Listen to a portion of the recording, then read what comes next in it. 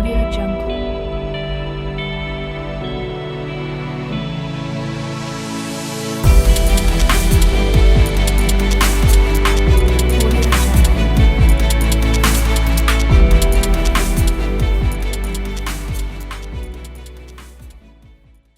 Me han pedido que hable sobre asma y su relación con la polución y el cambio climático.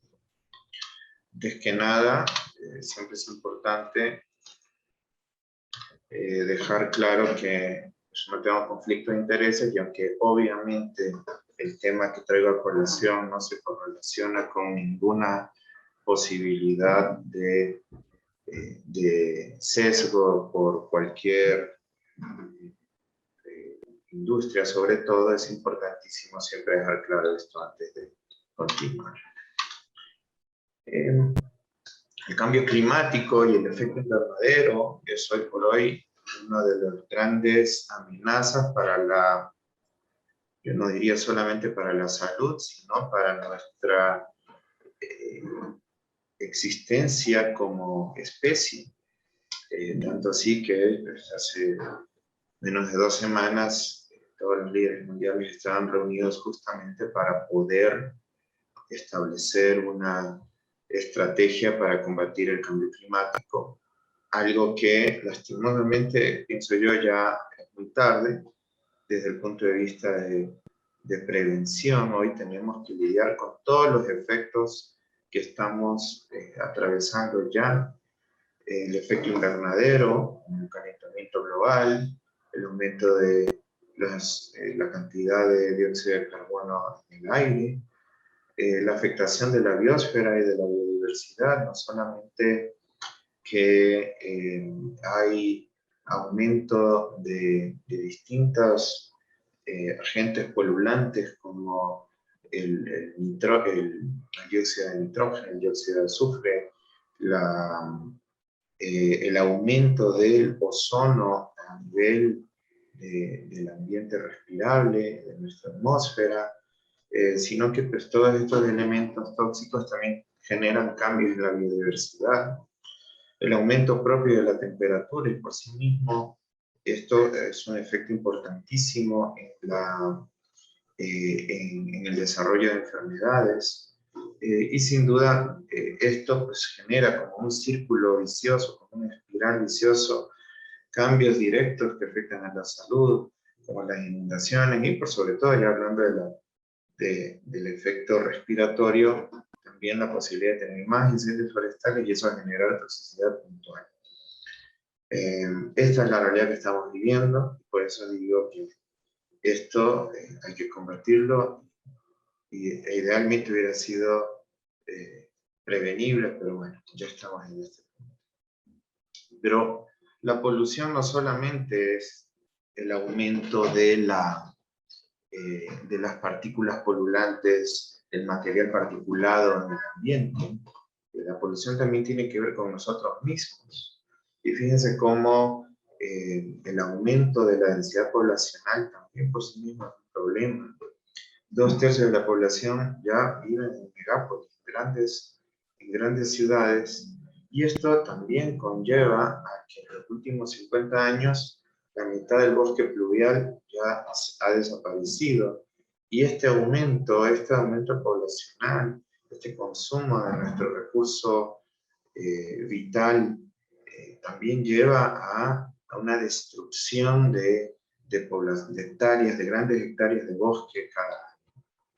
Y esto es lo que tenemos, y esto es la desforestación. Entonces, no solamente tenemos polución, también tenemos deforestación. Y esta deforestación es más frecuente en los países subdesarrollados. La polución, sin duda, es más frecuente en países desarrollados, sobre todo China y Estados Unidos son los dos principales países polulantes. Pero la deforestación la vivimos en África, la vivimos en Asia, y sin duda la vivimos en Sudamérica. La toxicidad es una cosa de la que ya vamos a hablar, y cómo los distintos efectos del cambio climático y de la polución generan toxicidad directa en la vía respiratoria, Y para hablar de asma, que es el tema que me han pedido, cómo esto genera problemas en la prevalencia y en la frecuencia de exacerbaciones y mortalidad por asma. Pero antes hablemos de efectos del desarrollo.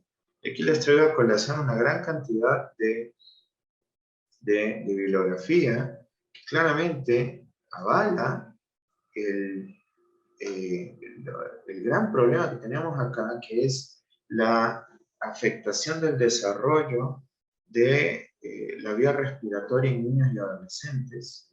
Y esta alteración del desarrollo de la vía respiratoria en niños y adolescentes es no solamente que genera un aumento en el deterioro de síntomas respiratorios con una vastísima soporte bibliográfico, sino que la correlación del dióxido de nitrógeno, el vaporácido, el carbono elemental, también aumenta, o mejor dicho, afecta de forma negativa no solo el aparecimiento de síntomas, sino el desarrollo de la función pulmonar. Y a menor desarrollo de función pulmonar, mayor correlación de mortalidad respiratoria cuando llegamos a la edad adulta. Entonces empecemos por ahí. En el 2008, en Bélgica, se reunió un comité especial de la Sociedad Respiratoria Europea y comenzaron pues desde ya, estamos hablando de 13 años atrás, ya se comenzó a generar recomendaciones, statements sobre manifestaciones, sobre la afectación de esto en la vía respiratoria. Y sin duda, y esto pues fue plasmado en este documento en el 2009, en el Journal de la Sociedad Respiratoria, sin duda, esto, el conocer que el cambio climático, el reconocer que el cambio climático genera un aumento en la mortalidad, no solamente general, sino un aumento de la morbimortalidad específica por causas cardiopulmonares, y que el aumento de la frecuencia también de enfermedad respiratoria está directamente relacionada por la densidad de la polución, por la alteración de la distribución de los alergenos, y no solo esto, sino que estos dos factores contribuyen al aumento de vectores que pueden generar potenciales aumentos en enfermedades infectocontagiosas. Solamente que nos preocupa el aumento de la mortalidad, sino que esto, sin duda, siempre genera un impacto en la economía mundial, y es otro elemento adicional que hay que tener en cuenta al momento de considerar cómo el cambio climático y el aumento de la polución afecta a la economía mundial. Estamos hablando justamente ya de episodios básicamente o de crisis existencialistas para la raza humana. Pero ¿cómo afecta el clima o el cambio de clima directamente a la salud respiratoria? Y aquí hay una serie de explicaciones, como justamente las emisiones en tierra, pero también en la troposfera, con todo el vuelo del cambio de emisiones de los aviones, toda la contaminación del aire, el aumento incluso del dióxido de carbono desde los incendios, y el aumento del ganado, que sirve para que también aumente el consumo de la alimentación de una población global que a su vez también es polublante. Pero todo esto pues, genera obviamente emisiones que van a la atmósfera, que dañan la vía aérea, que dañan, perdón, la capa de ozono, y que hace que aumente también el ozono en el ambiente respirable. También estos todos estos agentes de la vía, de la nueva atmósfera que estamos teniendo, aumenta una respuesta genética de antioxidantes y aumenta también el desarrollo de asma. Estos nuevos componentes de la atmósfera, sobre todo esta materia particulada, la PM10, que es, por ejemplo, del tamaño del polen, del tamaño del polvo, pero por sobre todo la PM25, la materia particulada de menos de 2.5 micras, que llega tranquilamente al espacio alveolar. Estos son justamente este material particulado, este micropolvillo. Esto es lo que afecta directamente a la vía respiratoria y se relaciona con el asma, como ya vamos a ver. Hay una revisión muy interesante, que ya tiene su tiempo, ya desde 2015, sobre los efectos de la vía respiratoria y de las alergias ocasionadas por los cambios climáticos y la polución. Y todo este cambio de la atmósfera que genera polución, ya sea del ambiente como la polución interna, que está basada, como ya les digo, en material particulado fino, que está basado también en aumento del ozono en el aire respirable y de otros polulantes como el dióxido de nitrógeno, el dióxido de azufre, pero también el efecto del cambio climático está claramente ya descrito por un aumento de la mortalidad relacionada al cambio de clima, un aumento de la frecuencia de enfermedades cardiorrespiratorias y de sus exacerbaciones, y por un cambio en la frecuencia de, de los pulsos de polución que antes en países, sobre todo con mucha diferencia estacionaria, podían estar más localizados, y ahora pues también se ve cómo todo esto va cambiando en función del cambio climático. Entonces, este es el panorama que estamos viendo, cómo desde el aumento de la densidad de los polulantes, el aumento del calor, el aumento o el cambio de los ciclos de algunos alergenos, todo esto contribuye al aumento de enfermedades respiratorias en relación al contexto del cambio climático. Hablemos principalmente en este momento, hablemos de calentamiento global. Sin duda, y es querer tapar con el sol con un dedo, negar el cambio climático, negar el calentamiento global. Es claro, es evidente que estamos por efecto invernadero aumentando la temperatura del ambiente. Y esto afecta también a la salud. Hay muchísimos trabajos que relacionan el aumento de la mortalidad en factores multiclima, en factores cuando aumenta, mejor dicho, la temperatura. Y el calor extremo o este aumento de calor claramente es una de las causas más importantes cuando queremos ver mortalidad por cambio climático. Y básicamente por cada grado centígrado de aumento, el riesgo de muerte prematura en enfermos respiratorios aumenta 6 veces. Y esto es mortalidad general, no estoy hablando por el momento todavía de tal manera que solamente el aumento de temperatura ya es un factor muy relevante para el desarrollo de morbimortalidad respiratoria o cardiopulmonar, si queremos ampliar también el espectro. Pero, ¿qué tal toxicidad directa?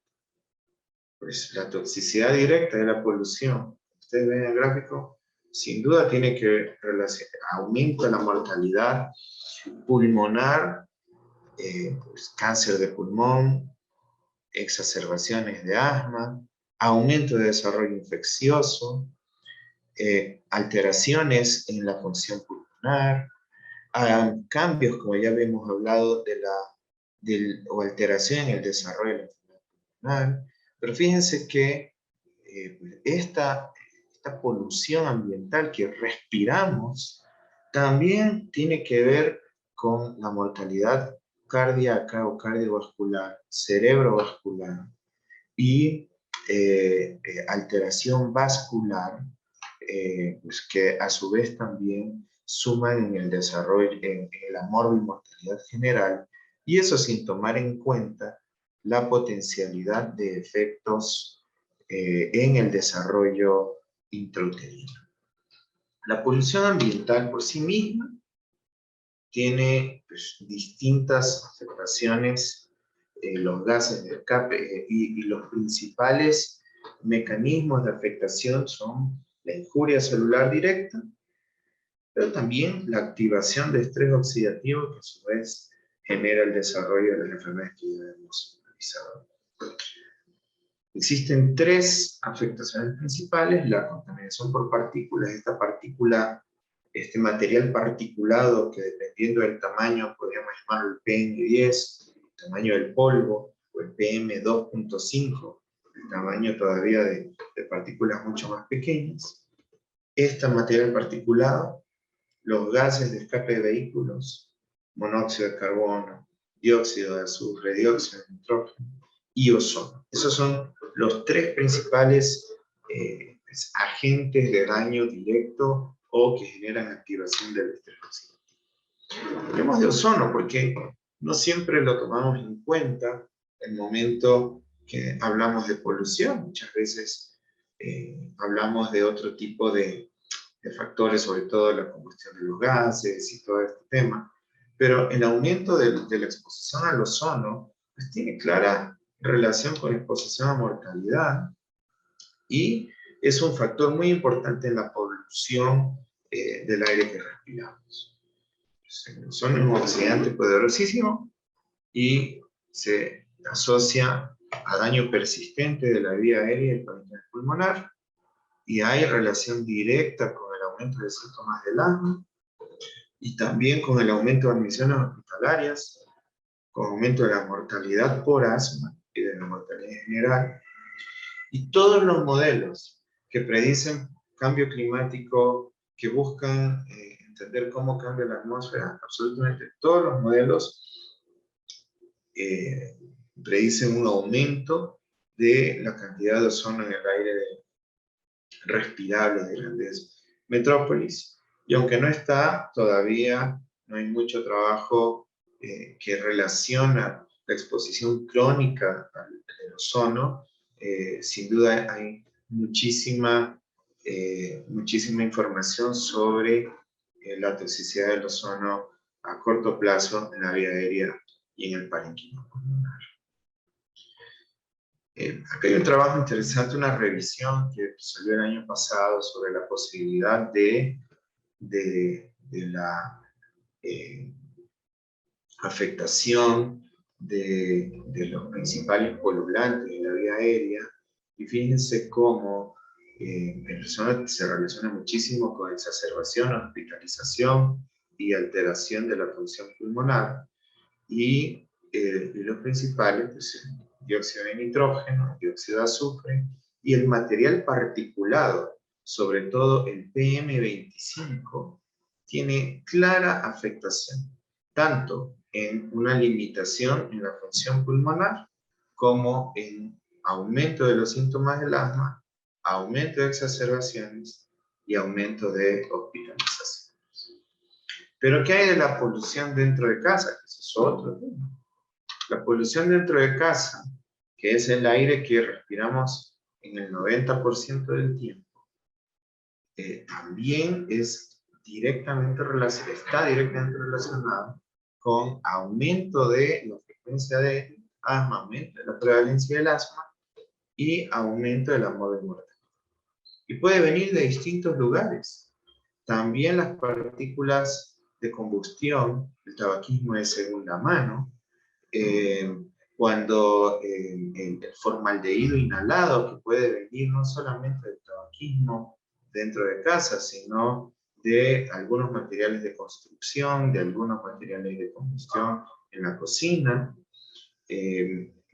todos estos aromatizadores que se usan dentro de casa, por las pinturas dentro de las casas, sin duda el ozono, que como ya hablamos, está cada vez más en el ambiente respirado, en el aire respirado, no debería estar ahí, debería estar en la troposfera, y el dióxido de carbono, pues también del confinamiento, cuando estamos en ambientes de mucho hacinamiento, y pues también de la cocción. Entonces todo esto aumenta la polución eh, la polución dentro de casa, y acá pues hay todo un esquema adicional que les traigo, donde desde materiales del baño, desde todos estos acondicionadores eh,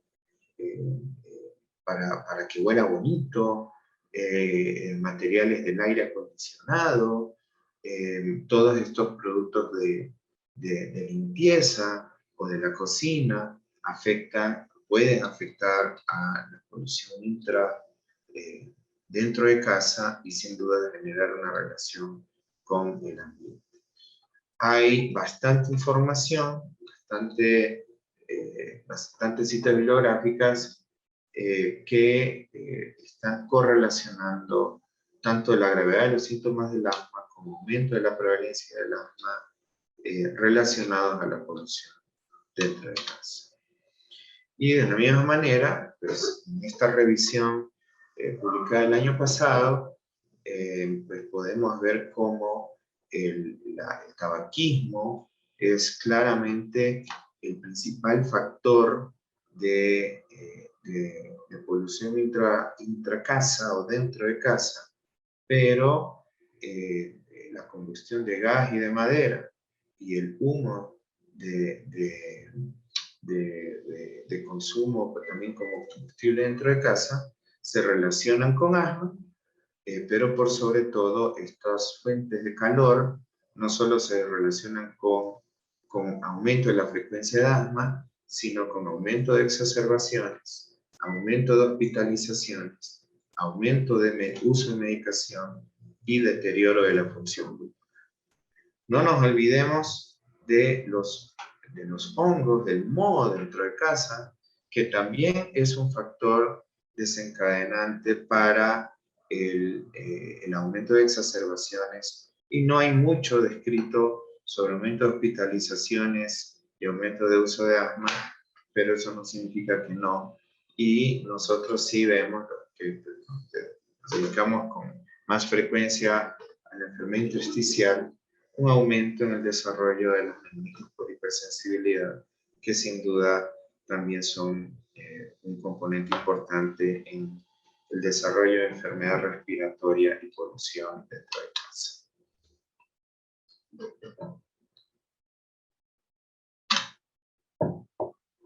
Pero no solamente hablamos de polución y daño directo en relación a el desarrollo de asma o enfermedades respiratorias.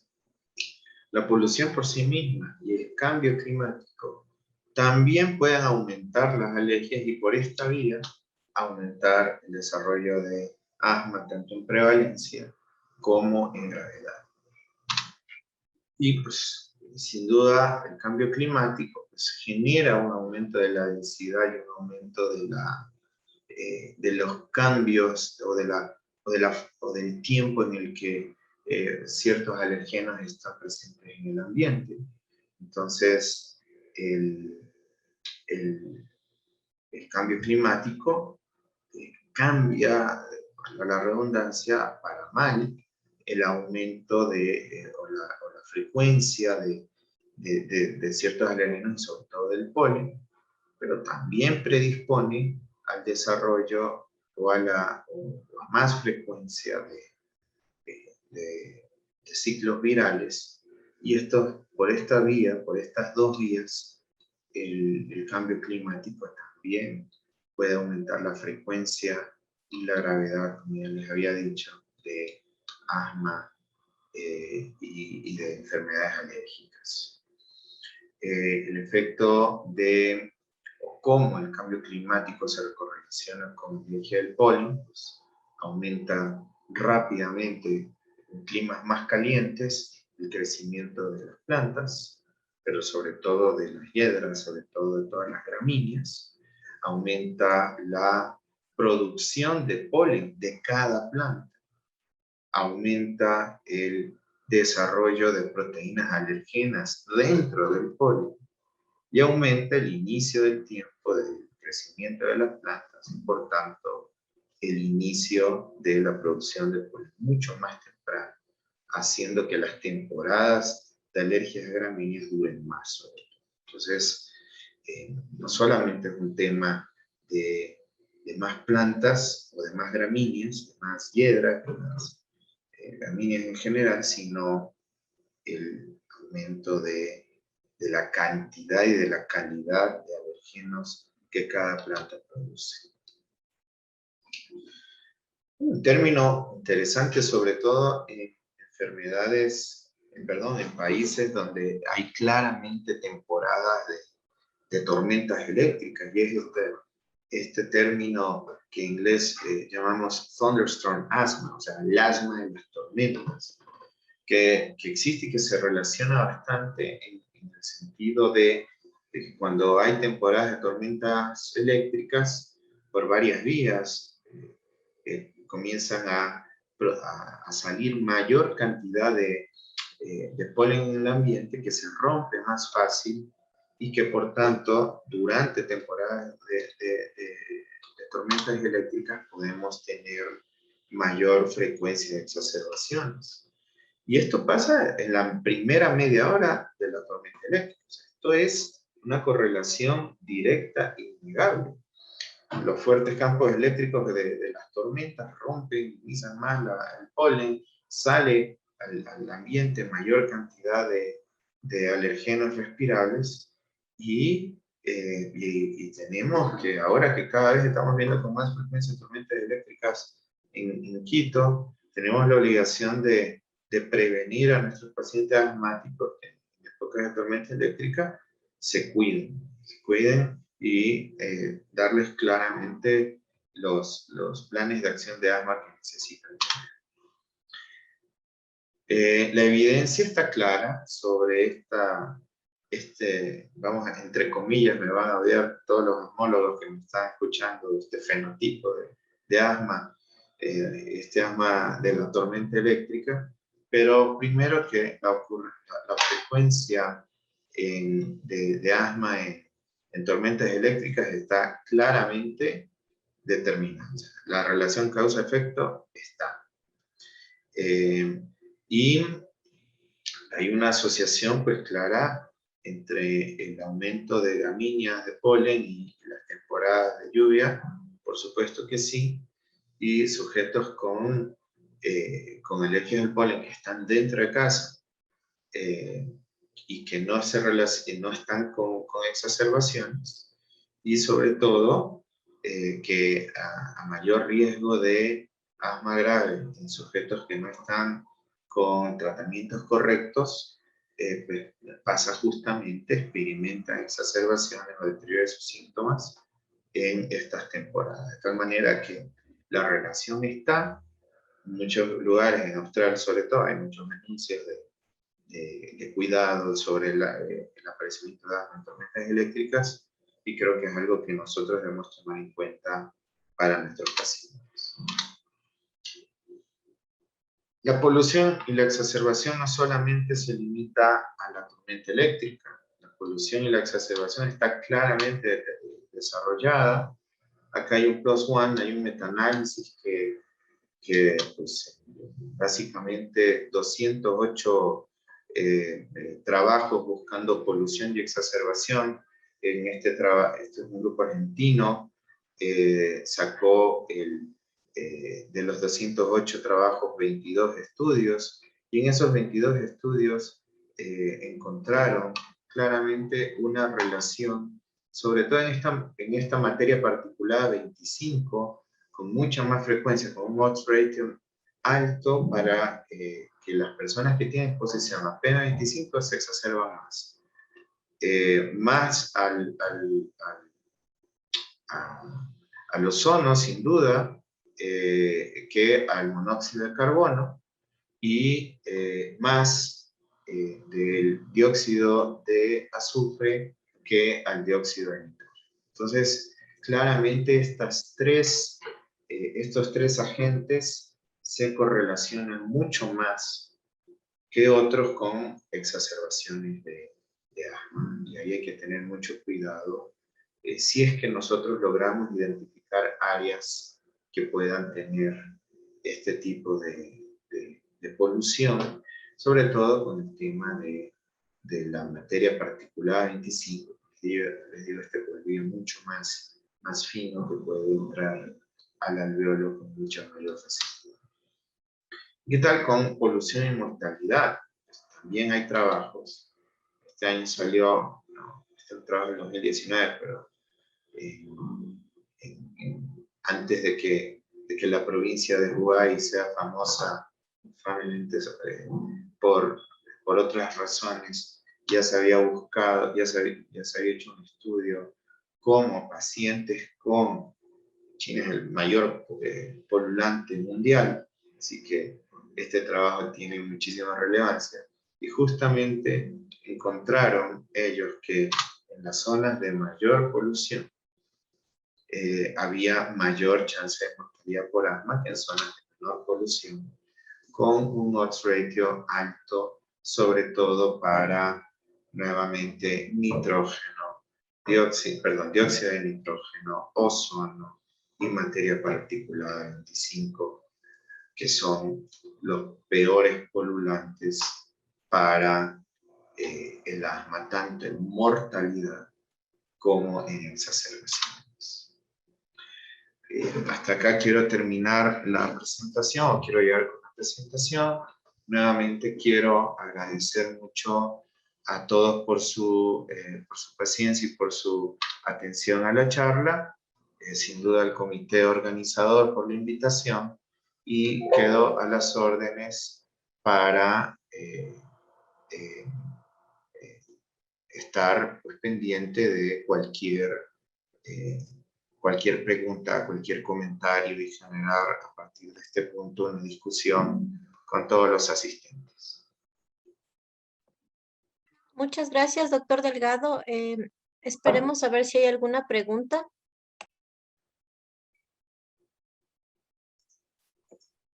A ver, tenemos una pregunta. ¿Cómo podemos controlar la contaminación intradomiciliaria? Bueno, existen distintos mecanismos. Primero, mejorar la ventilación. Segundo, evitar la polución intradomicilio. Como les mostraba en los gráficos, el principal mecanismo de polución es el tabaquismo. Y luego hay una serie de aromatizadores y de combustión intradomiciliaria, sobre todo materiales de calefacción y materiales de combustión propiamente con madera, sobre todo, que aumentan la polución. Entonces, por un lado, disminuyendo la producción de polulantes intradomiciliarios y por otro lado, mejorando la ventilación de la casa. El moho es otro elemento de mucha polución intradomiciliaria y por tanto, pues también pues hay que mejorar siempre los sistemas de humedad y hacerlo en este sentido. Tenemos otra pregunta. ¿Qué se sabe de las enfermedades intersticiales y la contaminación ambiental? No. Casi un tercio de las enfermedades intersticiales están dentro del grupo de los factores exposicionales o que se relacionan a factores exposicionales. Las en plural, neumonitis por hipersensibilidad, tienen como mecanismo de desarrollo la exposición a moho, a polvos orgánicos sobre todo. tal manera que ahí hay una relación directa. Y hay muchas otras enfermedades intersticiales que ya entran al capítulo de las neumoconiosis que se deben a la exposición crónica de elementos inorgánicos. Es decir, nosotros hablamos que hay entre 60 y 100 distintas enfermedades intersticiales y un tercio de ellas se deben a exposiciones. Y dentro del grupo de las idiopáticas cada vez más hablamos de la suma de microexposiciones con el desarrollo o con una potencialidad genética, de tal manera que no es absolutamente pues, directa tanto la evolución para el desarrollo de las enfermedades intersticiales y hepáticas como los elementos de aumento de exposición a material particulado orgánico en las hipersensibilidades, inorgánico en la neumoconiosis, que no hay pierde la relación. Veo que hay otras preguntas, sobre todo haciendo referencia a los contaminantes, a que si las mascotas son contaminantes ambientales, todo va a depender de la densidad, todo va a depender de la densidad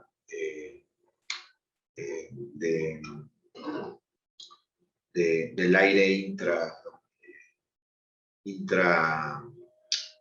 domiciliario, de tal manera que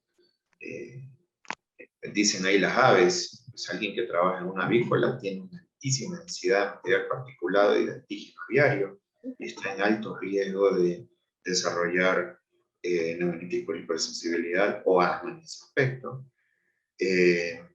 Y todo va a depender de la ventilación.